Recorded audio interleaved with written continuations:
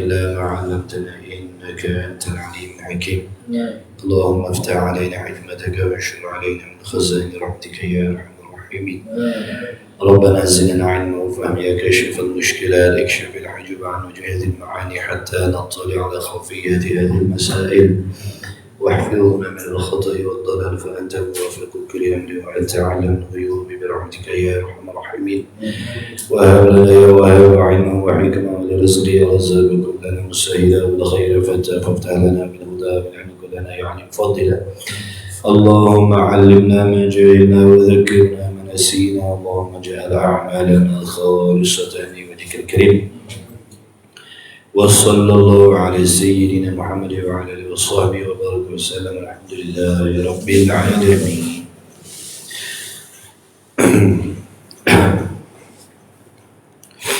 أما بعد، والسلام عليكم ورحمة الله وبركاته. Alhamdulillah, segala puji bagi Allah Subhanahu wa Ta'ala yang mengurniakan taufik kepada kita pada malam ini dapat bertemu lagi di dalam taman syurga dalam majlis ilmu. Diharapkan para muhibbin sekalian yang mengikuti Allahumma salli ala sayyidina Muhammad, mudah-mudahan antum semua senantiasa di dalam rahmat dan redha Allah Subhanahu wa Ta'ala. Mudah-mudahan Allah Ta'ala membukakan pintu-pintu ilmu, pintu kefahaman, pintu pengenalan terhadap Allah Subhanahu wa Ta'ala.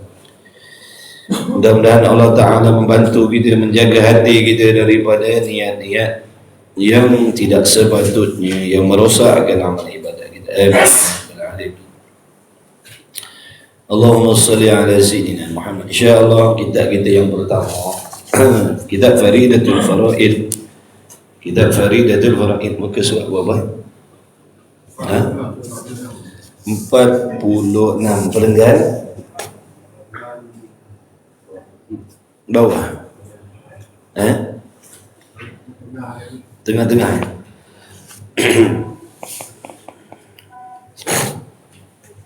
Baik, kita ambil awal perenggan dah. Ambil awal perenggan muka surat 46. Bismillahirrahmanirrahim. Qala al-muallif rahimahullah ta'ala wa nafa'ana wa iyyakum bi'ulumihi wa bi'ulumi masyayikhina fid darain. Amin ya rabbal alamin. Dan bermula ini lazim menghimpunkan ia akan segala aqaid yang bergantung, yakni yang bergantung ia aqaid dengan Tuhan. Maksudnya kalimah la ilaha illallah. Di dalam kalimah la ilaha illallah itu, kata musannif, menghimpun ia akan segala aqaid, akan segala simpulan-simpulan keimanan yang bergantung dengan Tuhan. Yakni segala pegangan kepercayaan, akidah, keimanan yang bersangkut paut dengan Allah, sama ada yang wajib bagi Allah, yang mustahil bagi Allah, yang harus bagi Allah, semuanya terhimpun di dalam la ilaha illallah. Maknanya maksud la ilaha illallah tu sangat-sangat luas. Kerana apabila ditilik sifat kesempurnaan Tuhan adalah banyak, tidak terhitung. Betul? Sifat ketuhanan, sifat kamalan yang wajib bagi Allah pada hakikatnya tidak terhitung. Bukan 20. Cuma yang 20 itu yang diwajibkan atas kita mempelajari, memahaminya satu persatu. Adapun hakikat segala sifat ketuhanan Allah itu tidak terhingga banyak. Maka apa sahaja akidah, pegangan dan kepercayaan yang bersangkut paut dengan Tuhan, dengan Allah, semua ada yang wajib, yang mustahil, yang harus, semuanya ada berhimpun di dalam la ilaha illallah. Boleh faham setakat situ? Jadi dengan sebab itulah wajib bagi diri kita mengerti dan memahami apakah maksud yang tersirat di sebalik la ilaha illallah itu. Ini sekadar yang diwajibkan atas kita sebagai dasar, sebagai asas dan tunjang keimanan kita kepada Allah, supaya kita boleh berhati-hati, berwaspada, menjaga. Jangan dinafikan sifat-sifat Allah, jangan dinafikan ataupun jangan diragui sifat-sifat yang wajib bagi Allah.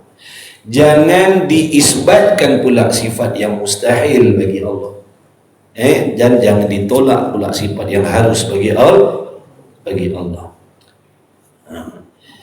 Sebab itulah di dalam kitab kita ni, dalam kitab Tauhid, dia akan menerangkan kepada kita apakah sifat yang mesti ada pada Tuhan. Apa sifat yang mesti ada sebagai Tuhan? Apabila sebut Tuhan, apa sifat yang mesti ada pada dia? Maka ulama dah siapkan dah, dari wujud sampailah kaunu ta'ala mutakaliman. Itu sifat yang wajib. Jadi kita kena faham satu persatu, mesti faham satu persatu, dan faham betul-betul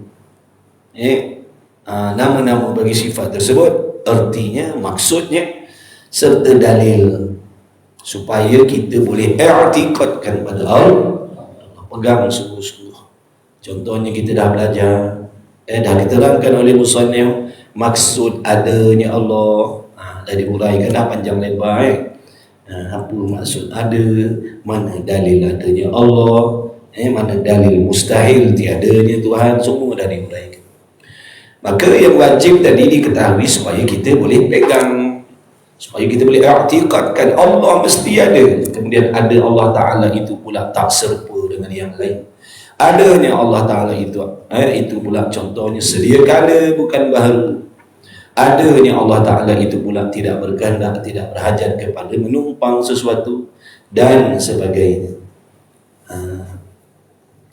Dan dalam masa yang sama kita juga diterangkan oleh musannif apakah sifat-sifat yang mustahil bagi Allah, supaya kita boleh menjauhkan diri daripada meletakkan sifat itu pada Allah. Contohnya sifat tiada ataupun yang seumpama dengan tiada, sifat baharu ataupun yang seumpama dengan baharu, sifat binasa dan yang seumpama dengan binasa, sifat jahil dan yang seumpama dengan jahil. Maka sifat-sifat mustahil ni mesti kita kena tahu. Walaupun mustahil, mesti kita kena tahu, supaya kita boleh mengelakkan diri daripada mengambil sifat-sifat itu dan dipakaikan kepada Allah. Maka jangan dipakai, jangan diambil sifat-sifat yang mustahil itu dan diletakkan pada Allah, kerana boleh mengakibatkan menyengutukan Allah dengan makhluk. Oleh kerana itulah wajib kita mengetahui apakah sifat yang mustahil bagi Tuhan. Kena tahu, supaya jangan disifatkan Allah dengan sifat itu. Barang siapa yang meletakkan sifat itu pada Allah, merosakkan akidah dia. Terbatallah syahadah la ilaha illallah. Jadi orang yang mengucap la ilaha illallah bermaksud dia adalah orang ataupun hamba yang meyakini bahawasanya Allah Subhanahu wa taala itu mengetahui segala-gala perkara yang wajib, yang mustahil, yang harus, telah ada segala-galanya dalam ilmu pengetahuan Allah. Orang yang mengucap la ilaha illallah adalah orang yang mengetahui, meyakini bahwasanya mustahil bagi Allah itu sifat jahil dan yang seumpama jahil. Amin.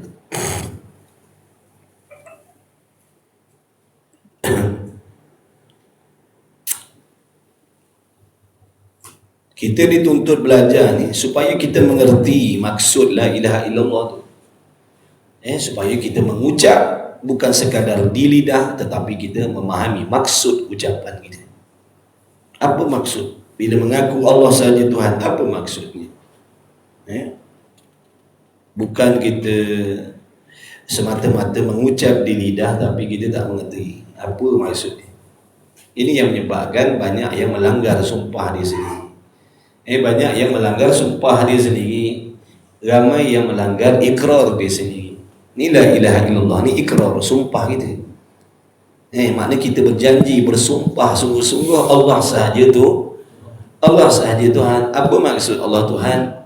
Maksudnya dia memiliki segala sifat ketuhanan. Apa sifat ketuhanan? Mengetahui segala perkara. Bersifat dengan maha adil, maha suci dari kekurangan, maha suci dari sebarang sifat yang kurang, yang keji, yang kotor. Maha suci zat Allah. Tetapi oleh kerana ketidakfahaman seseorang itu tentang sifat ketuhanan tadi, barangkali ada di kalangan mereka yang mengucapkan syahadah, mereka mengiktikadkan juga memahami ataupun berpegang bahawasanya Allah Ta'ala itu contohnya tidak mengetahui segala perkara. Ada benda yang tidak diketahui oleh Allah, ada benda yang tidak difahami oleh Allah. Sebagai contoh, inilah menunjukkan dia tidak faham dengan apa yang dia ikrarkan tadi. Namalah dia meragui. Contohnya dia mengatakan Allah Ta'ala tidak mengetahui segala benda, ataupun dia mengatakan Allah Ta'ala baru tahu sesuatu perkara, Allah baru saja tahu. Maknanya melanggar ataupun bercanggah dengan maksud la ilaha illallah tu. Orang yang mengucap la ilaha illallah ni orang yang yakin Allah telah mengetahui segala perkara, bukan Allah baru tahu ataupun ada benda yang Allah tak tahu. Orang yang mengucap la ilaha illallah menunjukkan orang yang yakin bahawasanya maha suci Allah daripada sifat zalim. Jadi tak sepatutnya orang yang mengucap la ilaha illallah mengiktikadkan Allah tu zalim, hukum hakam Allah tu zalim. Tak patutlah, sebab zalim itu bukan sifat Tuhan. Faham tak? Baik, kemudian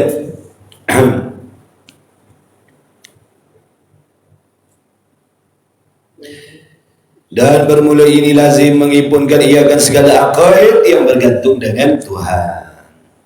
Maka istighna'nya Allah Subhanahu wa taala itu, apa maksud istighna? Artinya terkayanya Allah, terkayanya Allah daripada tiap-tiap yang lain. Terkayanya Allah, apa maksud terkayanya Allah?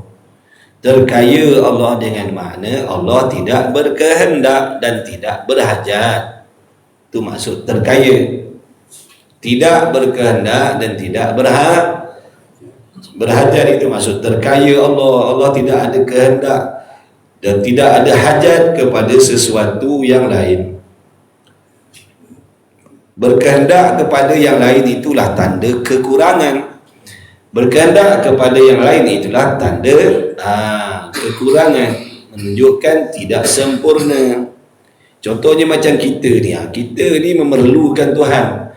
Kita ni memerlukan yang memberi rezeki, berhajat kepada yang menghidupkan, bergantung kepada yang memberi taufik agar kita boleh beribadat. Itulah tanda-tanda ketidaksempurnaan kita sebagai hamba. Boleh faham?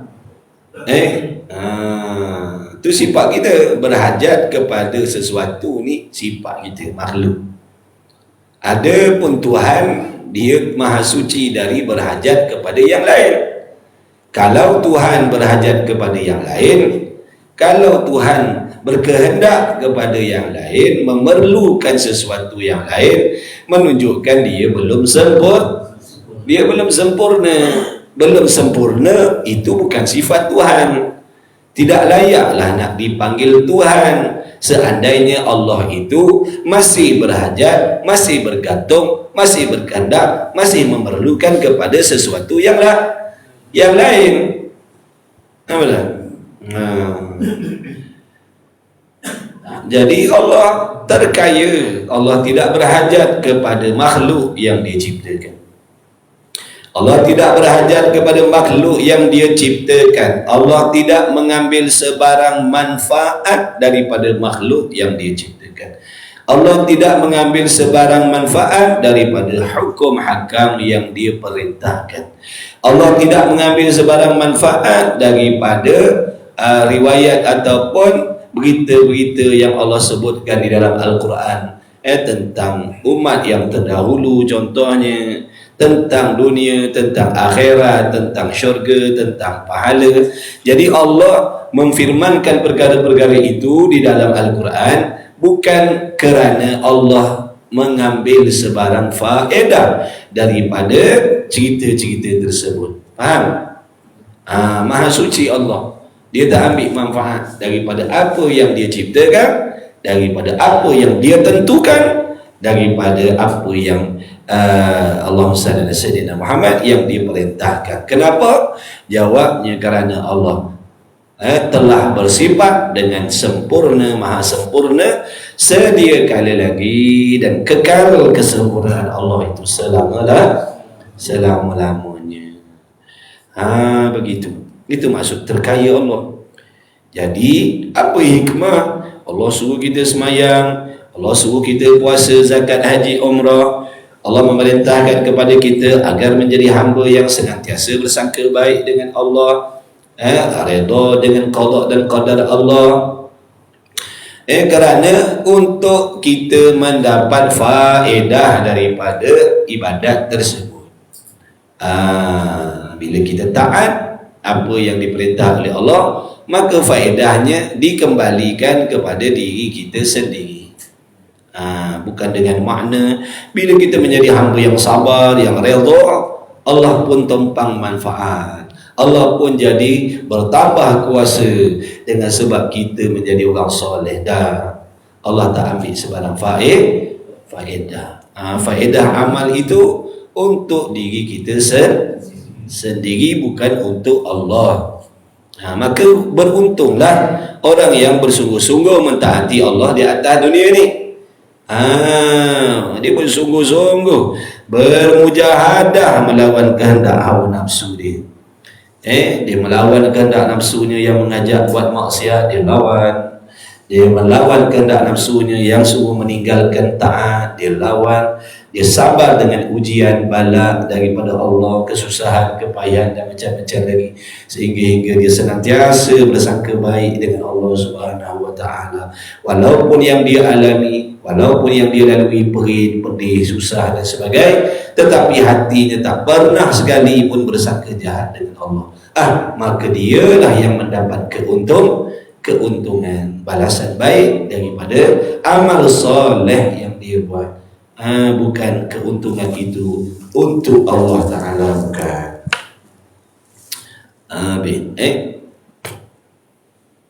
Maka istighna'nya itu arti terkayanya Allah daripada tiap-tiap yang lain itu. Apa maksud tiap-tiap yang lain? Alam lah. Itu maksud tiap-tiap yang lain tu. Apa maksud tiap-tiap yang lain? Alam. Artinya terkayanya Allah daripada tiap-tiap yang lain. Mana Allah Ta'ala tak berhajat kepada selain dia. Selain dia, selain Allah, Allah tak berhajat kepada selain dia.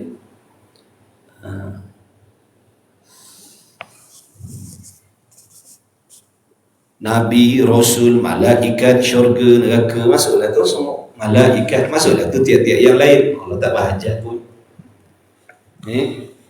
Allah tak berhajat kepada Nabi, Allah tak berhajat kepada Rasul, Allah tak berhajat kepada malaikat. Allah tak berhajat pun pada amal kita. Allah tak berhajat pun pada taat kita. Nampak tak? Kenapa? Untuk apa dia nak berhajat kepada yang lain sedangkan dia dah sempurna dah? Kita tak nak buat ibadat, kita lah yang rugi. Kita tak nak percaya kepada Tuhan, kita lah yang rugi.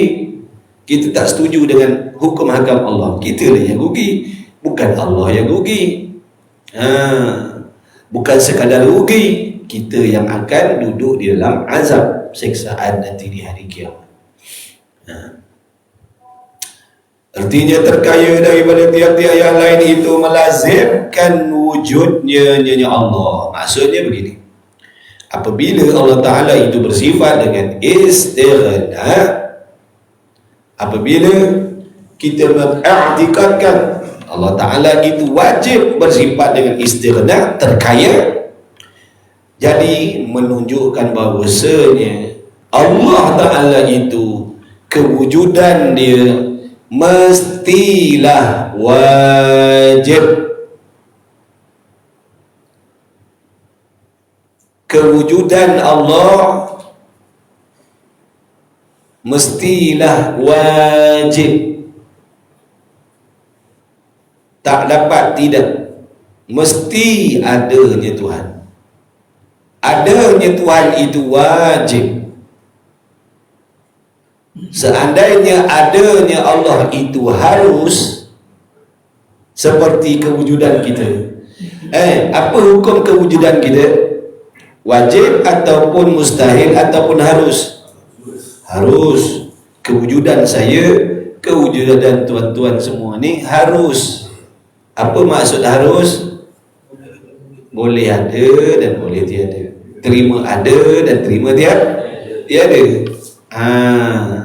Jadi seandainya kewujudan Allah Ta'ala itu harus, sudah tentulah Allah berhajat, berkehendak kepada yang menciptakan dia. Betul?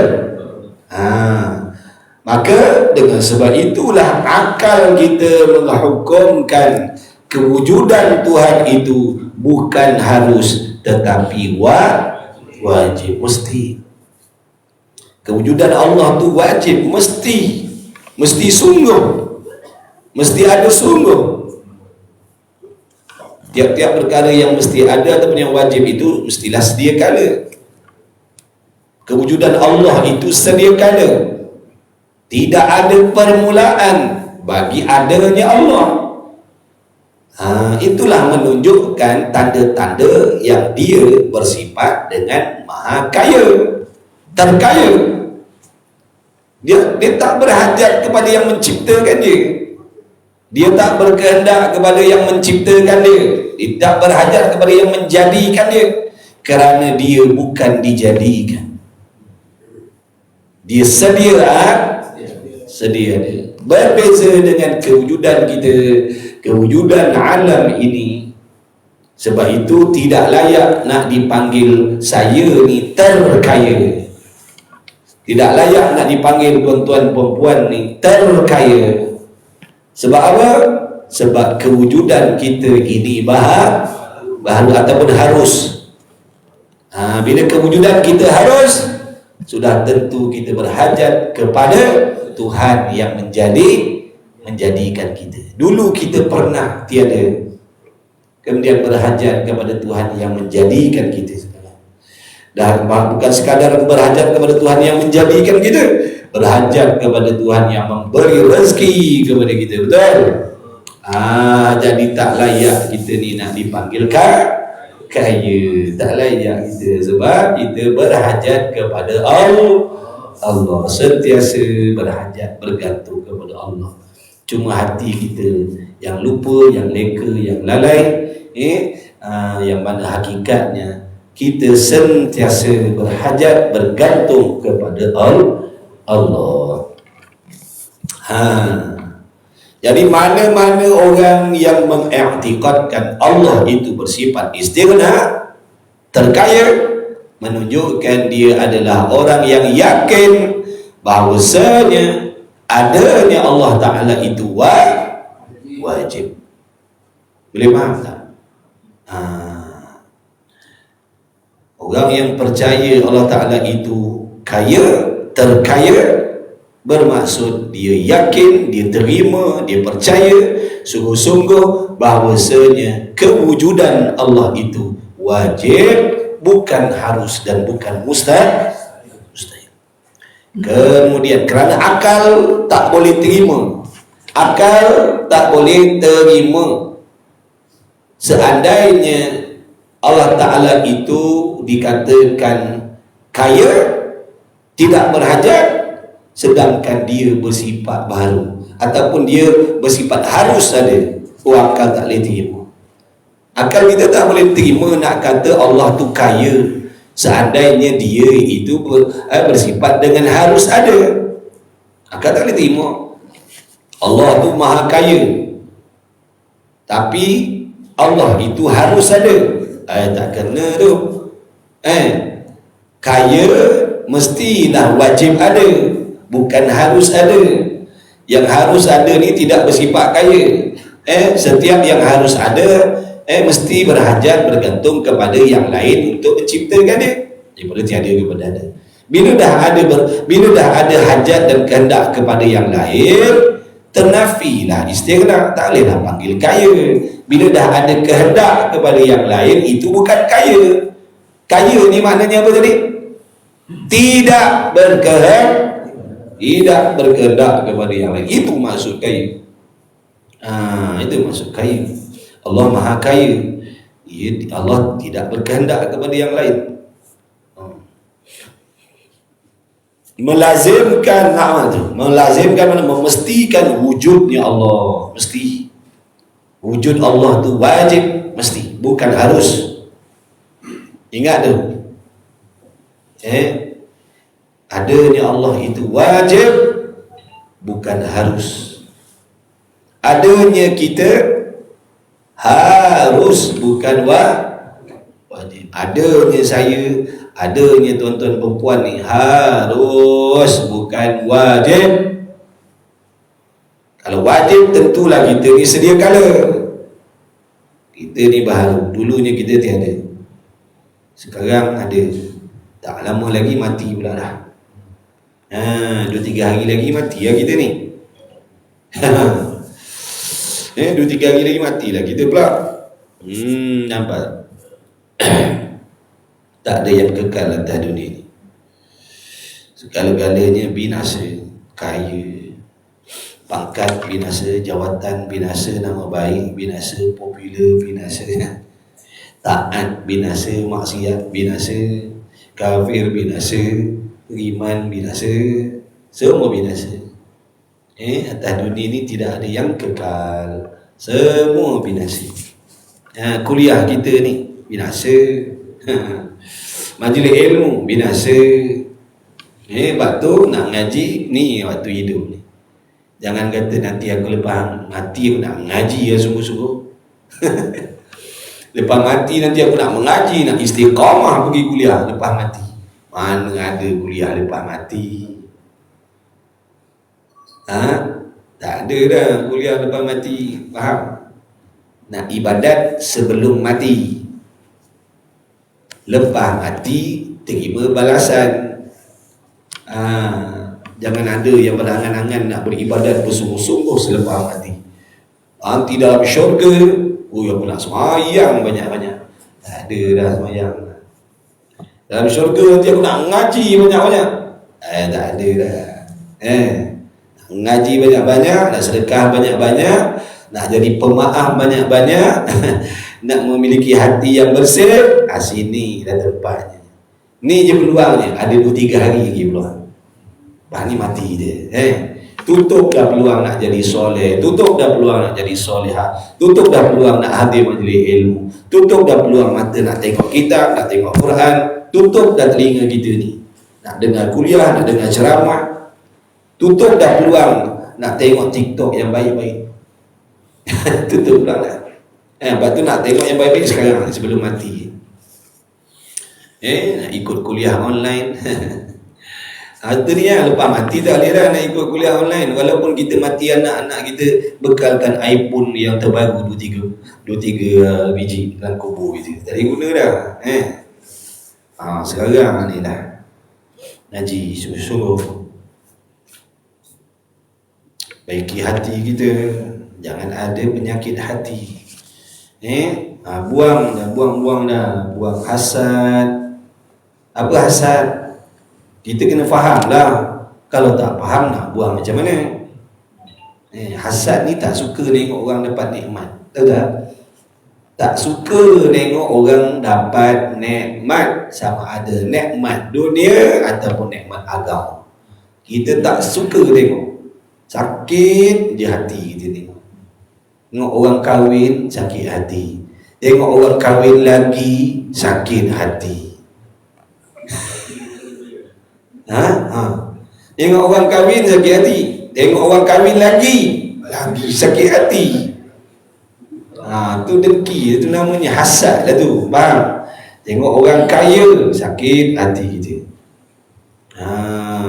Tengok orang mewah sakit hati kita. Tengok orang ni ikut agama, cara hidupnya ikut agama, sakit hati kita. Tengok orang naik pangkat, sakit hati kita. Itu namanya hasad. Kena buang tu. Kena buang. Kena yakin itu rezeki daripada Allah yang Allah nak bagi kepada dia. Faham? Bukankah nikmat-nikmat yang orang lain itu dapat rezeki daripada Allah? Betul? Betul ke tidak? Yakin ke tidak? Kenapa kita tak setuju dengan aturan rezeki Allah? Besok kalau Allah tanya, kita nak jawab macam mana? Kenapa kamu tak suka nikmat kebahagiaan yang aku bagi pada saudara kamu? Adakah aku mengambil rezeki kamu dan dibagikan kepada saudara kamu? Adakah rezeki itu milik kamu? Kita nak jawab macam mana? Sebab tu orang yang bersifat hasad, dengki ini adalah orang yang bakhil.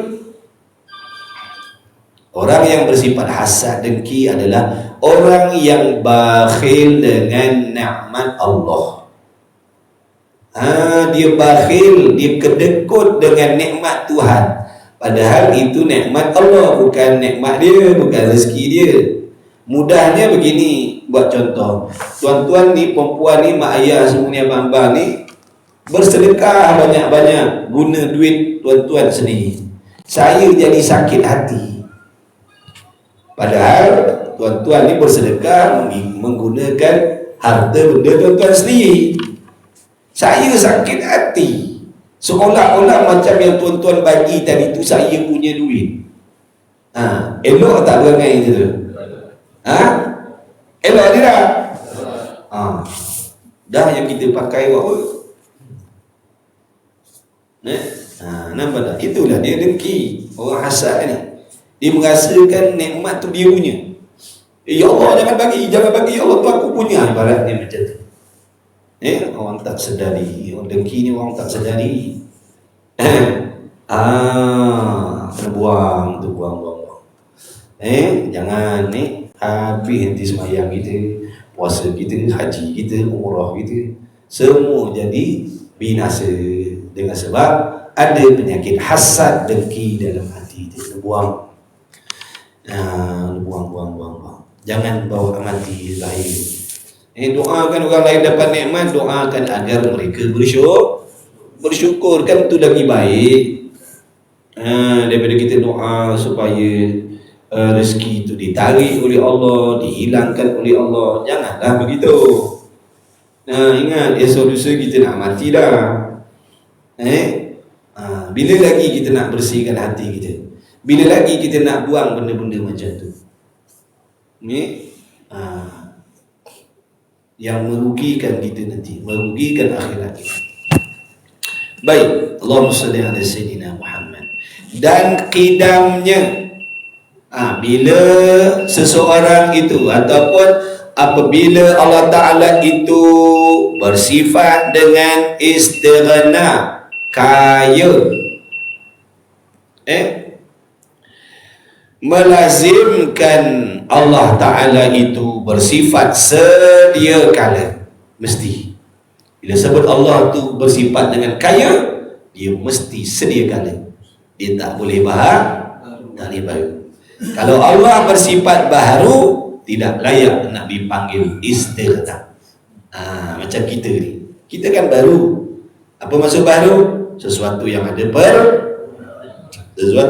permulaan, itu namanya baru. Jadi kita ni tak layak nak menyandang pangkat istighna. Aku nak kata aku ni terkaya. Oh, tak sesuai, tak boleh. Walaupun kita mengaku, tetap tak betul. Kita ni istighna, saya ni istighna, saya terkaya, saya ni tak berhajat, tak berkehendak kepada yang lain pun. Padahal saya ni baru, dulunya saya tak ada.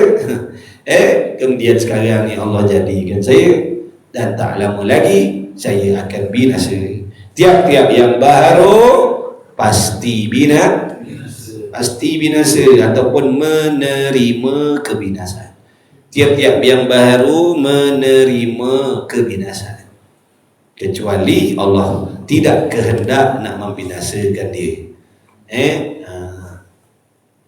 Kemudian dan baqa'nya, bila sebut Allah Ta'ala itu bersifat istighna, bila Allah Ta'ala itu bersifat dengan kaya, menunjukkan dia mestilah wajib bersifat kekal, dengan makna tidak menerima binasa. Kerana seandainya Allah itu menerima binasa, tidak layaklah nak dipanggil istighna. Tak boleh panggil terkaya lah dah kalau Allah tu terima binasa. Tentulah dia berhajat kepada yang mengekalkan dia. Contoh macam kita ni, kita ni kan keterima binasa, jadi kita ni berhajat kepada Tuhan yang mengekalkan ada kita, supaya kita ni jangan mati, supaya kita ni jangan musnah. Jadi kita berhajat kepada Tuhan yang mengekalkan ada kita. Faham? Sebab kita ni baru, tiap-tiap yang baru terima binasa.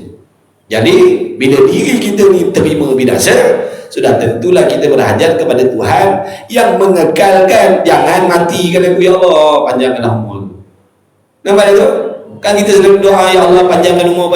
Sebab apa tu? Itulah menunjukkan yang kita ni berhajat, berkehendak kepada Allah. Jadi tak layaklah nak mengaku yang kita ni istighna, terkaya. Allah tidak berhajat kepada yang lain kerana dia bersifat kekal. Apa maksud kekal Allah? Tidak terima itu maksud kekal Allah. Dan mukhalafatuhu lil hawadith, bila Allah Ta'ala itu bersifat dengan istighna, terkaya, yakni tidak berkehendak dan tidak berhajat kepada yang lain, menunjukkan dia wajib bersifat dengan mukhalafah. Dia wajib tak serupa dengan sesuatu. Mesti tak serupa pada segala sudut. Allah Ta'ala tak serupa dengan sesuatu yang lain pada segala sudut, pada segala pihak. Jangan disamakan zat Allah dengan zat yang lain. Jangan disamakan sifat Allah dengan sifat-sifat yang lain. Jangan diserupakan Allah perbuatannya dengan perbuatan yang lain. Jangan. Kerana orang-orang yang menyamakan Allah dengan sesuatu yang lain itu adalah orang yang telah menafikan istighna Allah Ta'ala. Orang yang mengatakan Allah itu boleh menyerupai makhluk adalah orang yang telah menafikan istighna Allah Ta'ala. Jangan, jangan.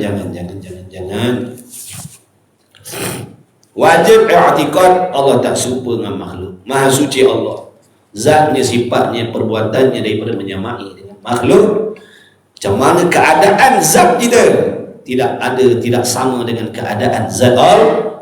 Zat kita ni yang dipanggil jisim, setiap jisim mesti bertempat setiap jirim, setiap jisim mesti bertempat. Itu sifat yang wajib bagi jirim. Itu sifat yang mesti bagi jirim dan jisim. Setiap jirim, setiap jisim wajib bertempat, mesti bertempat. Adakah Allah jirim?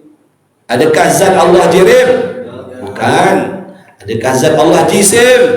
Tidak. Maka boleh tak nak dikaitkan zat Allah dengan tempat ataupun pihak? Tak boleh.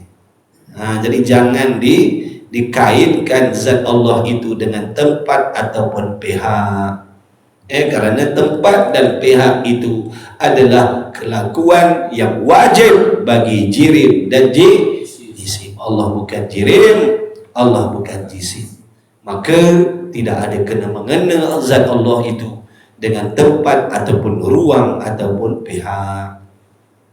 Dah dalam Quran tu ada ayat tu, Ar-Rahmanu 'alal 'arsy istawa dan sebagainya, hadis-hadis yang sebagainya. Maka ayat Quran dan hadis-hadis tersebut dipanggil ayat Quran ataupun hadis yang mutasyabihah, yang tidak boleh diguna pakai makna zahirnya, bahkan perlu kepada huraian dan keterangan agar menyelamatkan kita daripada salah faham seolah-olah Allah itu menyamai dengan makhluk. Itulah tujuan takwil tu. Ayat mutasyabihah jangan dipakai zahir. Ada ayat Quran yang boleh dipakai zahir maknanya, ada ayat Quran yang tidak boleh dipakai zahir maknanya. Perlu diterangkan, perlu dihuraikan. Sebab kalau dipakai makna zahir boleh membawa kepada kesamaran seolah-olah Allah itu menyerupai dengan perbuatan makhluk. Dulu kita dah belajar dalam kitab Misbahul Munir dalam bab mukhalafatuhu ta'ala lil hawadith dulu. Tengok balik kitab tu, jangan lupa tengok balik ayat mutasyabihah tu. Ar-Rahmanu 'alal 'arsy istawa yadullahu fawqa aydihim tu. Jangan dipakai zahir. Pakai zahir sekarang kita dah cuba nak cari tangan Tuhan, jangan. Betul? Kalau mula tangan Tuhan, kan bahaya dia. Di situlah perlukan huraian. Tuhan turun di langit dunia sepertiga malam. Jangan. Kebahaya tu kalau pakai zahir. Dalam hati kita ni ada nafsu yang nanti-nanti, ada setan yang nanti-nanti nak merosakkan kefahaman kita tentang Allah. Jadi bahaya ayat-ayat macam tu nak dipakai zahir. Perlu huraian. Siapa? Ulama buat dah huraian. Bukan mandai-mandai kita nak huraikan. Kita ni tak ada ilmu kan. Jangan kita mandai-mandai pula nak takwil ayat ni, nak takwil ayat tu. Ulama dah siapkan dah. Ulama-ulama kita yang berakidah ahli sunnah wal jamaah dah siap dah mentakwilkan ayat-ayat yang mutasyabihat, hadis-hadis yang mutasyabihat ni. Kita cuma nak kena belajar mengaji saja. Kita tak ada ilmu yang cukup untuk nak mentafsirkan, nak menghuraikan ayat-ayat mutasyabihat ni. Kita bukan ahli dia. Jadi ulama dah buat siap-siap. Jadi mengaji ya.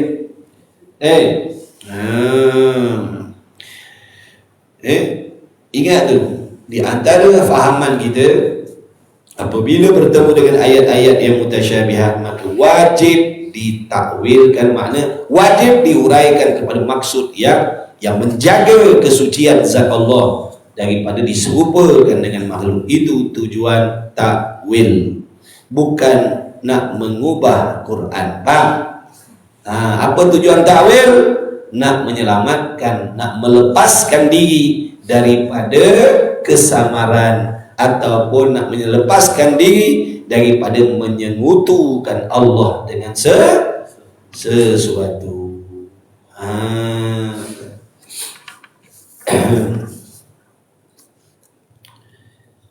Jadi Allah Ta'ala wajib bersifat dengan mukhalafah. Kalau Allah tidak bersifat dengan mukhalafah, maka tidak layak nak dikata dia istighna. Dan qiyamu bi nafsi, mestilah Allah Ta'ala itu bersifat dengan berdiri dengan sendiri, dan wajib bersifat dengan sama' dan basar dan kalam, dan kaunuhu sami'an dan kaunuhu basiran dan kaunuhu mutakalliman, atas qaul, atas perkataan ulama, atas qaul thubut sifat maknawiyah. Makna di atas perkataan ulama-ulama yang mengisbatkan, menyungguhkan adanya sifat-sifat, menyungguhkan sifat-sifat maknawiyah yang 7. Kaunuhu 7. Kerana jika tiada wajib baginya sifat ini, nescaya berkendaklah kepada yang mengadakan, ataupun kepada zat, ataupun kepada mereka yang menolak daripadanya akan kekurangan. Maka apa lagi baginya segala sifat ini, nescaya mustahil oleh segala lawannya. Nampak tak?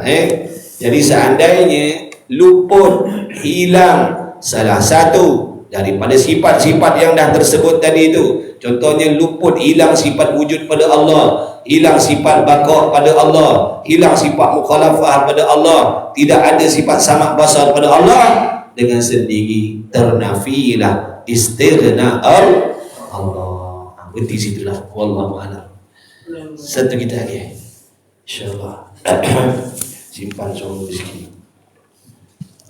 Simpan suara sikit. Balikkan di kelas satu lagi.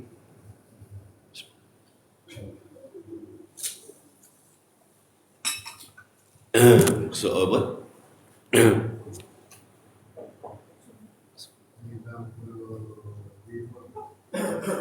95. Bismillah. 95. Bismillah. Renggang apa? Keempat. Betul. Minhajul Abidin, muka surat 95. Dan keempat,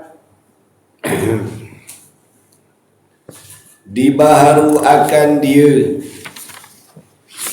khawatir. Cerita pasal khawatir, kebimbangan ataupun perkara-perkara yang terlintas di dalam hati hamba. Perkara yang terlintas di dalam hati hamba, khatir.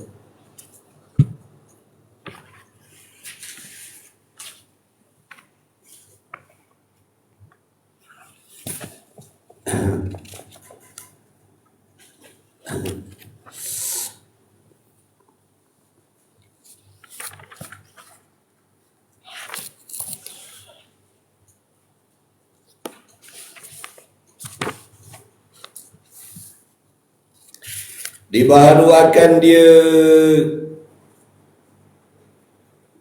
diterbitkan, maknanya dijadikan muafakat bagi tabiat manusia. Makna perkara yang terbit di dalam hati, keinginan di dalam hati, kerisauan di dalam hati tentang sesuatu perkara, lagi pula perkara yang dibimbangkan dalam hati tadi itu muafakat dengan apa? Tabiat manusia. Apa tabiat kita manusia? Maka dikatakan baginya hawa nafsu. Hawa nafsu, tabiat kita manusia, malas. Tu tabiat kita. Tabiat kita manusia ni malas. Apa lagi tabiat kita? Suka banyak-banyak. Suka kalau suka sedap-sedap, suka mewah-mewah. Tu namanya hawa nafsu. Tabiat kita manusia suka berkumpul, Suka berkumpul. Tak boleh nak duduk seseorang. Mesti nak cari kawan. Tak boleh nak duduk seseorang, bosan lah, mesti nak cari kawan. Itu tabiat kita manusia.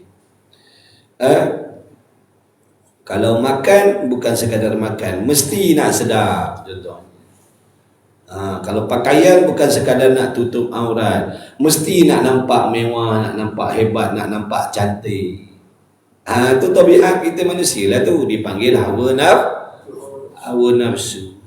Dan dibangsakan, disandarkan kepadanya hawa nafsu. Dan sesungguhnya iaitu pada hakikatnya yang baru datang tatkala diseru akan dia, maka iaitu seperti sebut pada yang demikian itu. Dan tetapinya yang dibangsakan kepadanya nafsu. Maka inilah 4 bahagi daripada khawatir. Makna apa maksud khawatir? Perkara-perkara yang dibimbangkan ataupun lintasan hati. Jadi dalam hati kita ni kadang-kadang dipanggil was-was apabila lintasan tadi dibawa oleh syaitan. Kadang-kadang lintasan dalam hati kita dipanggil ilham apabila diseru oleh malaikat. Ada pun keinginan dalam hati yang muafakat dengan manusia, tabiat manusia, dipanggil apa? Hawa nafsu. Makan banyak tu hawa nafsu lah. Nafsu kita manusia memanglah makan. Bila lapar nak kena makan, bila haus nak kena minum, bila mengantuk nak kena tidur. Itulah tabiat kita, nafsu kita. Tapi yang dikatakan hawa ni, dia maknanya yang melampau daripada qadar keinginan tadi. Contoh, bila lapar nak makan, itu nafsu. Tapi bila kata nak makan banyak-banyak, itu hawa. Boleh faham tak? Bila susah, kita nak harta. Bila susah, nafsu kita nakkan harta lah, perlukan harta. Bila susah, perlukan harta. Itu nafsu, itu biasa, itu tak salah. Bila lapar nak makan, tak salah. Bila sakit nak sihat, tak salah. Bila haus nak air, nak minum, itu tak salah. Bila tak ada pakaian, nak pakaian, itu tak salah. Bila penat jalan kaki, kita nak kenderaan, itu tak salah. Itu dah memang nafsu tabiat. Tapi nak mewah. Bukan sekadar nak kenderaan, tapi nak mewah kenderaannya. Itu namanya hawa bagi nafsu. Itu yang nak disuruh sekat, yang nak disuruh kawal tu. Bukan kawal nak makan. Makan memang kena makan. Lepas ni ada makan? Ada lepas ni? Ada, okey. Ada 5 minit je berhenti. Minggu yang itu, minggu ingat tak? Minggu sebelum tu kan kita dah balik lambat. Malam ni kita balik cepat lah. Nampak tak? Jadi kalau lapar nak makan, itu nafsu. Tapi kalau nak makan banyak, itu nama hawa nafsu. Situ yang nak disuruh kontrol, nak disuruh jaga tu. Jangan dia melampau ke situ tu. Tapi kalau kata nak makan, jangan makan. Mana boleh, dia manusia. Rasa lapar lah nak makan. Jangan makan. Nafsu tu. Mati sekarang. Makanlah, dah memang nafsu. Bila lapar nak makan. Jangan larang pula. Yang disuruh larang, disuruh kawal tadi hawa tu tadi. Hawa nafsu tu. Mana bukan sekadar nak makan, tapi nak melampau-lampau, nak mewah-mewah. Kadang-kadang nak megah-megah dalam makan. Makan pun nak megah juga. Makan di tempat yang mahal-mahal, baru orang pandang. Tu hawa lah tu. Tapi kalau setakat nak makan, itu nafsu biasa dah, memang dah. Jangan pula anak kita kata, ayah lapar lah nak makan. Jangan. Nafsu tu. Dan apa-apa, jangan makan. Bini kita dia kata lapar, rasa macam nak makan lah, dia kata jangan makan, nafsu. Makan lah, tapi jangan mengikutkan hawa tu. Hawa tu nanti geram, nak lampau-lampau tu, nak mewah-mewah tu, nak melampau-lampau makan, hawa nafsu. Bila mengantuk nak tidur, tu dah memang hawa, nafsu lah tu, mengantuk. Kita manusia mengantuk, nak kena tidur. Tapi kita kata nak tidur 24 jam lah, itu hawa. Tidur 24 jam itu hawa, itu tak boleh. Tidur selamanya kan 24 jam seterusnya. Itulah namanya khawatir. Kemudian maka ketahui olehmu bahawasanya khawatir yang dari pihak Allah Ta'ala pada permulaannya, sebenarnya terkadang ada ia khawatir daripada pihak Allah Ta'ala ni dengan kebajikan.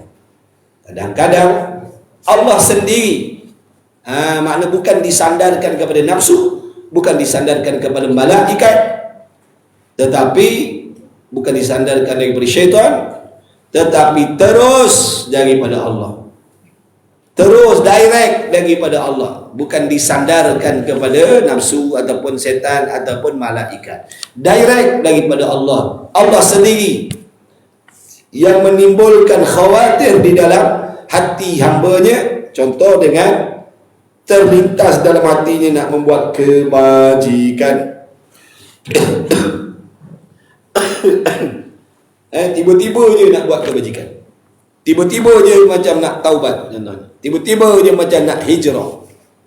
Kadang-kadang dibawa oleh malaikat, tapi ada masanya direct daripada Allah, bukan daripada perantaraan malaikat, bukan.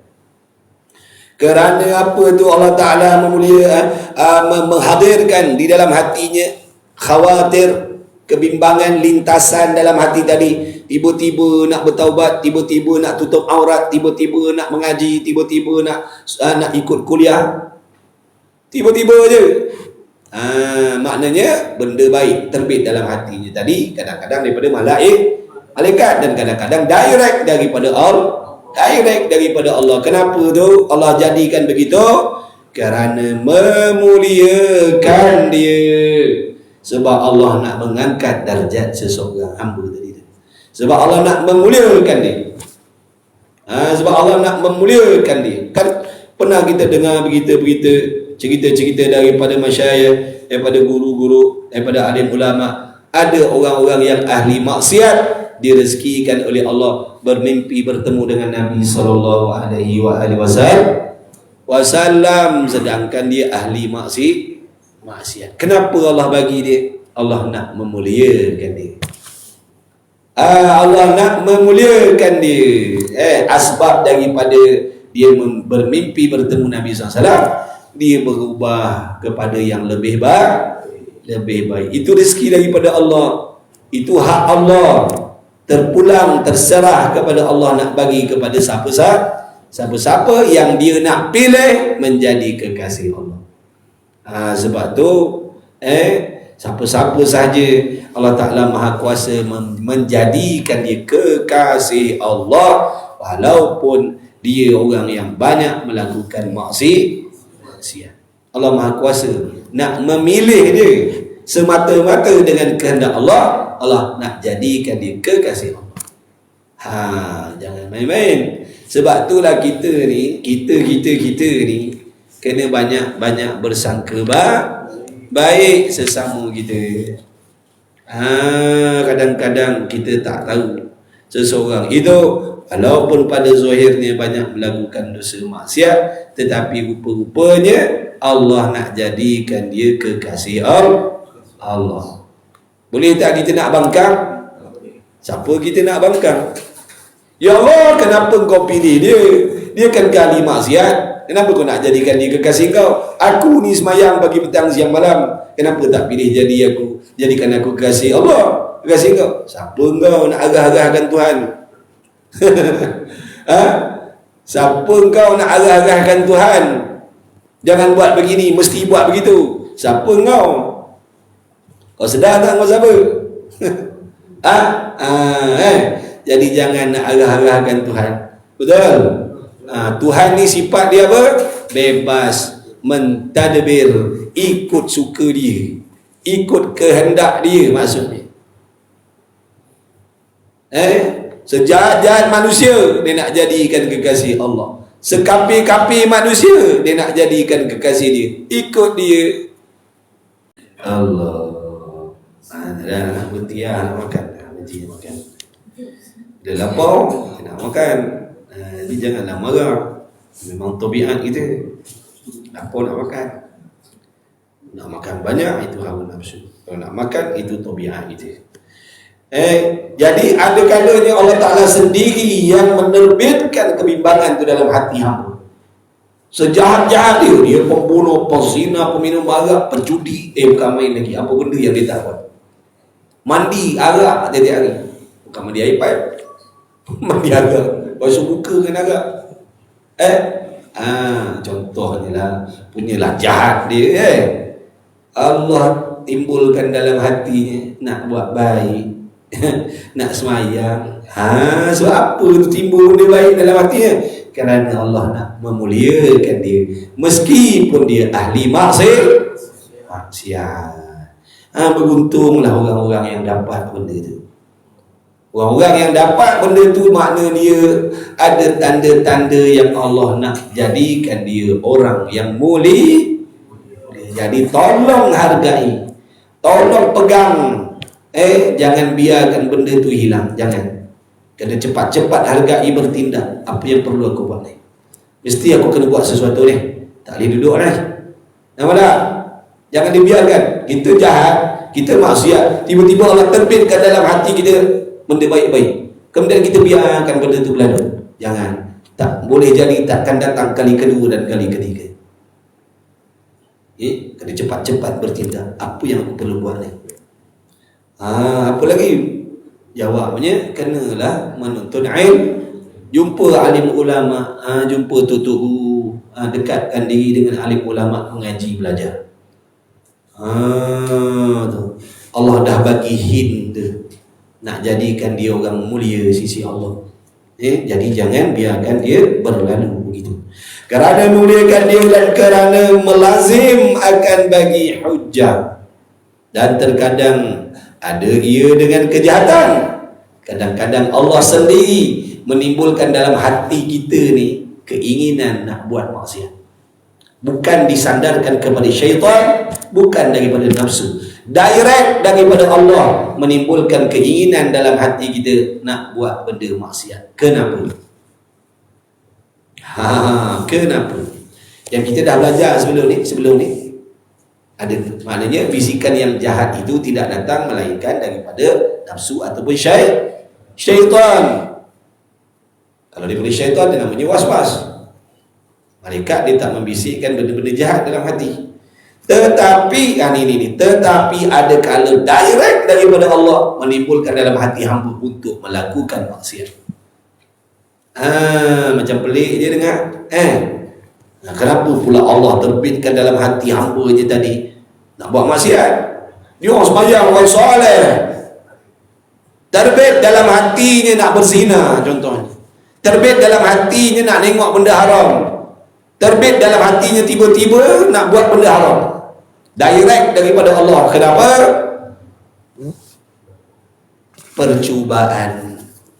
Allah nak menguji seteguh mana kesabaran dia menahan nafsu untuk melakukan maksiat. Faham? Boleh faham? Nama tak tu? Dia orang sembahyang, dia orang mengaji, tutup aurat. Orang baik kata orang baik dah dia orang baik. Sembahyang tak tinggal, tutup. Tapi terbit dalam hati, macam nak berzina, macam nak minum arak, berasa macam sesekali nak dedah aurat. Contoh. Timbul dalam hatinya keinginan yang jahat-jahat. Tapi bukan daripada syaitan, direct daripada Allah. Kenapa? Allah nak uji dia. Allah nak uji dia. Nak tengok maknanya supaya dia sedar, supaya dia tahu bagaimana tahap kesabaran dia menahan nafsu untuk membuat maksiat. Bukan Allah nak nanya dia dah. Bukan Allah nak nanya dia, Allah nak test dia. Sebab macam sombong aja, macam belagak aja, macam tengok orang atas bawah aja, mentang-mentang dah mengaji, mentang-mentang dah duduk surau, mentang-mentang dah tak tinggal solat, mentang-mentang dah tutup aurat, dah mula pandang orang atas bawah, test sekali tengok. Tes sekali tengok, terduduk, tertengok juga benda haram. Baru kau sedar yang kau lemah rupanya. Kau lemah, kau tak payah sombong nak tengok orang atas bawah. Allah nak menyedarkan yang dia walaupun taat tapi sebenarnya masih bergantung dengan taufik Allah. Nak sedarkan. Sebab kita ni bila lazim buat taat, mulalah nak rasa hebat, mula nak rasa macam dah jadi malaikat. Betul? Mulalah pandang orang atas bawah. Jadi Allah nak suruh kita ni jangan lupa, jangan leka, jangan lalai, jangan syok sendiri, ya, sehingga kau berasa bukan main hebat lagi. Padahal Allah je yang tolong kau tu sembahyang, puasa, zakat, haji, umrah, tutup aurat, baca Quran, qiyamul lail, mengaji, mengajar, berzikir, berwirid, semua itu semata-mata pertolongan Allah. Tapi kau lupa, kau berasa macam kau yang hebat, kau dah mula pandang hina dengan orang lain. Maka Allah nak didik kau, Allah terbitkan keinginan buat maksiat, supaya kau tahu yang kau ni tak ada kuasa. Baru lemah, baru ngaku, rupanya aku pun 2 kali 5 rupanya. Nampak tak? Itu hikmah tu, Allah nak didik supaya kita perbaiki. Makna lain kali jangan pandang orang macam tu. Jangan pandang orang macam tu. Jangan pandang orang dengan pandangan kehinaan. Walaupun kau dah semayang, walaupun kau dah mengaji, walaupun kau dah berhijrah, jangan. Sebab kau berhijrah tadi semata-mata Allah tolong je, semata-mata Allah kesian je. Kenapa sekarang ni kau nak sombong, merasakan macam kau hebat? Kenapa kau hebat? Kenapa daripada dulu kau tak berubah? Kalau kita hebat, kenapa daripada dulu kita tak berubah? Kenapa baru sekarang? Kalau hebat, kalau ada kuasa sendiri, kenapa daripada dulu tak sembahyang? Kenapa daripada dulu tak mengaji? Kenapa baru sekarang? Itulah tanda-tanda kita lemah. Tapi bila Allah dah tolong kita, kita lupa. Rasa diri hebat, sebab aku ada ilmu, sebab aku yang bersungguh, sebab aku yang mujahadah. Ni yang mensampaikan aku tahap macam ni, istiqamah buat ibadat tak tinggal. Kalau uji dengan maksiat, nak tengok supaya kau sedar yang kau ni rupanya dah lupa kepada Tuhan. Supaya kau terduduk balik, supaya kau sedar kesilapan dan kesalahan kau, dan kau jangan ulang lagi sekali. Maknanya di masa akan datang jangan cuba-cuba nak sombong. Setaat apa pun, seistiqamah apa pun, serajin mana pun, tetap kau kena sedar, kau kena yakin yang kau sentiasa berkehendak, berhajat, bergantung kepada Allah. Begitulah orang lain yang sedang Allah uji dengan maksiat. Allah uji mereka dengan maksiat sebab Allah nak menguji mereka sekuat mana pergantungan hatinya dan harapnya kepada Allah yang memberi pertolongan. Taat juga ujian, maksiat juga ujian. Adakala orang yang taat gagal dengan taatnya dengan sebab timbul rasa ujub, sombong dalam diri.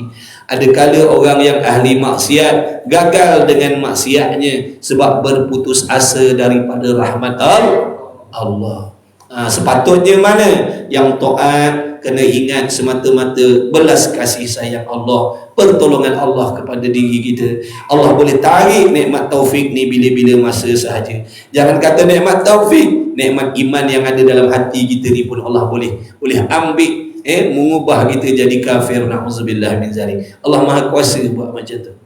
Walaupun taat kena ingat yang tu. Kita ni boleh taat, boleh sembahyang, lebih kurang begini semata-mata belas kasih sayang Allah saja tadi kita. Yang maksiat jangan putus harap dengan Allah.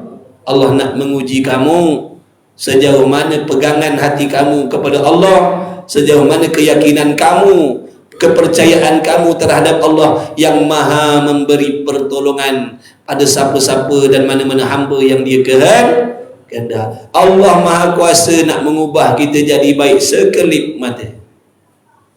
Tetapi Allah tidak menentukan demikian untuk diri kita supaya apa? Allah nak bagi kita ni peluang mendapat pahala bersangka baik dengan Allah, pahala mencuba berkali-kali, pahala bersungguh-sungguh, pahala berdoa minta tolong, pahala tidak berputus asa.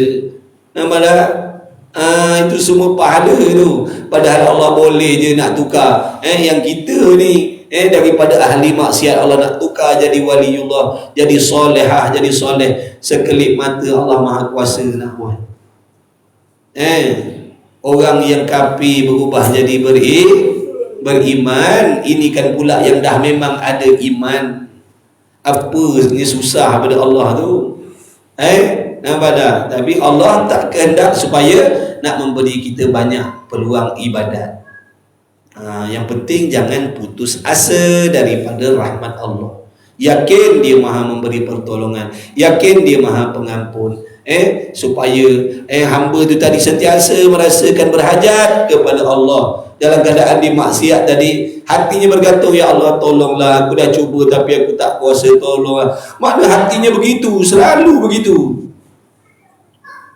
Merasakan dirinya la haula wala, tak kuasa. Dia tengok orang taat, orang buat baik, dia berasa, ya Allah aku nak jadi macam tu, ya Allah tolonglah, bantulah, bagilah taufik. Dia cuba, tapi dia mengaku yang dirinya lemah, aku tak daya ya Allah. Jadi pengharapan daripada Allah tu sentiasa. Itulah pahala dia, itulah yang menjadi asbab Allah redha dengan dia, sebab dia sedar diri dia hina. Berbanding dengan yang dah taat tadi sombong, berasa macam tak perlukan Allah dah. Jadi taat pun ujian, maksiat pun ujian. Kalau dua-dua ni tadi tahu, kenal Tuhan dan faham siapa diri dia, dua-dua ni jadi asbab dikasihi, diredai oleh Allah. Meskipun dia ahli maksiat, dia boleh mendapat redha Allah kalau dia ada ilmu. Sebab tu jangan tinggal menuntut ilmu. Orang yang fakir jadi mulia sebab ilmu yang ada pada diri dia. Orang kaya jadi mulia sebab ilmu yang ada pada diri dia. Orang taat jadi mulia sebab ilmu yang ada pada diri dia. Ahli maksiat juga dia jadi mulia dengan sebab ilmu yang ada pada diri dia. Faham tak tadi? Dia ahli maksiat tapi dia tahu. Dengan pengetahuan dia, pengenalan tadi, dia tahu diri dia lemah, dirinya apa yang perlu dia buat dalam keadaan dia begini. Dalam waktu Allah cuba dia dengan maksiat, apa yang perlu dia buat. Jadi bila dia buat dengan cara yang betul, hatinya bergantung pada Allah, banyak bertaubat kepada Allah, meskipun dia melakukan maksiat, dia dikasihi oleh Allah. Kasih oleh Allah sebab dia ada ilmu, dia tahu apa yang perlu dia buat. Apabila Allah balakan dia dengan dosa, apabila Allah balakan dia dengan maksiat, apa yang perlu dia buat. Bukan putus asa. Inilah peluang dia nak bertaubat kepada Allah. Bukankah taubat itu ibadat? Bila dia beribadat, dia ada ilmu, maka dia sedar ibadat dia semata-mata taufik daripada Allah. Tapi kalau semata-mata ibadat tanpa ilmu, dia akan rasa sombong, dia akan rasa ujub, dia lupa diri dia lupa hakikat diri dia. Apa dah tu? Sebab itulah menuntut ilmu ni wajib, jangan ditinggalkan. Belajar, ngaji. Wallahu a'lam. Udahlah. Berhentilah. Kat mana tu? Tengah jalan ke tepi jalan ke, ikutlah berhenti lah tu. Nanti sambung insya-Allah. Minta maaf dia. Tak boleh nak banyak-banyak lah. La haula wala quwwata illa billah.